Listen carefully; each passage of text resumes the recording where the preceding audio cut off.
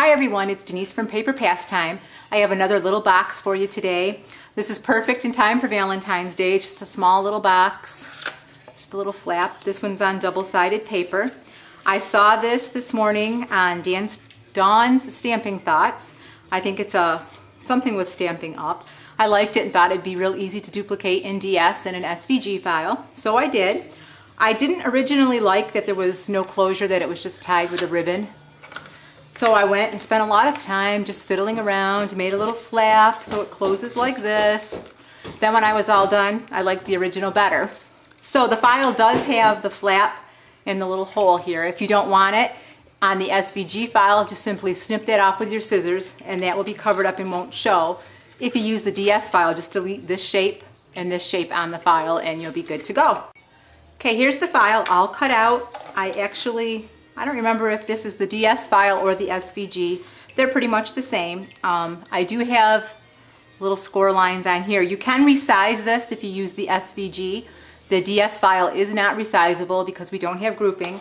But just to show you, here is the SVG that I made bigger if you want to compare it to the two. So there is that option with that. So you need to score it along each one of these flaps. And then where the triangle starts, it's a 1/2 inch. Do that on both of these sides.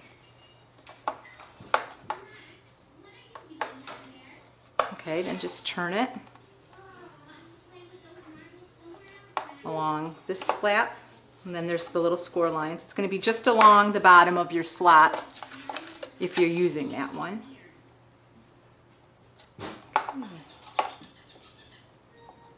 Can't see my tick marks here. There we go. And then if you're going to use the flap, just score along that, or just snip it off.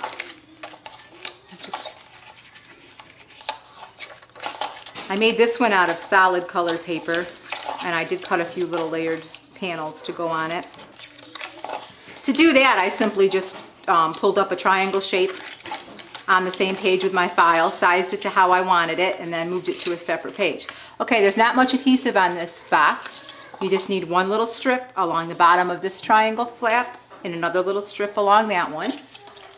I'm going to use my ATG.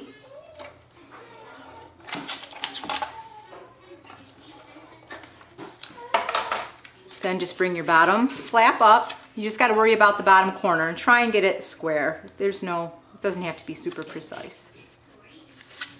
Do the other side. Oh, you know what? I always do this. I didn't add my layers. Should have done it before. Can I unhook it? Okay, I can. All right. If you're going to put any decorative paper on, it will be easier to do it now. I just cut a couple of triangles out of my pattern paper, and then I cut a square for the cover. A little bit of adhesive.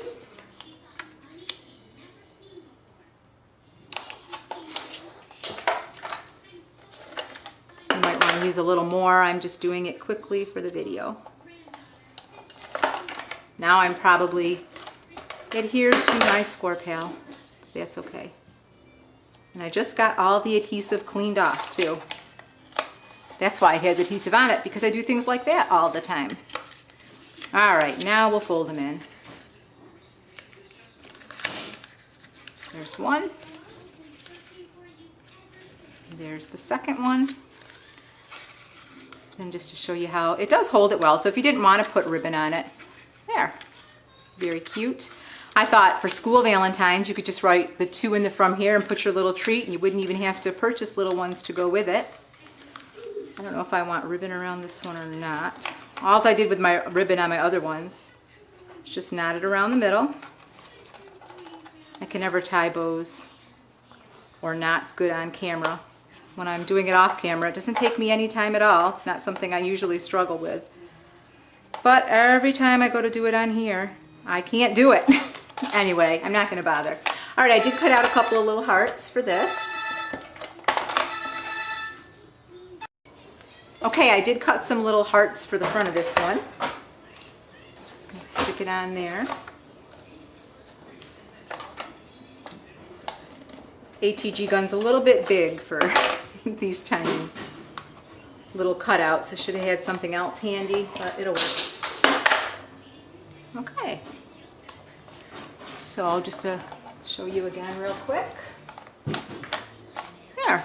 Cute little treats for Valentine's Day. Thanks for watching.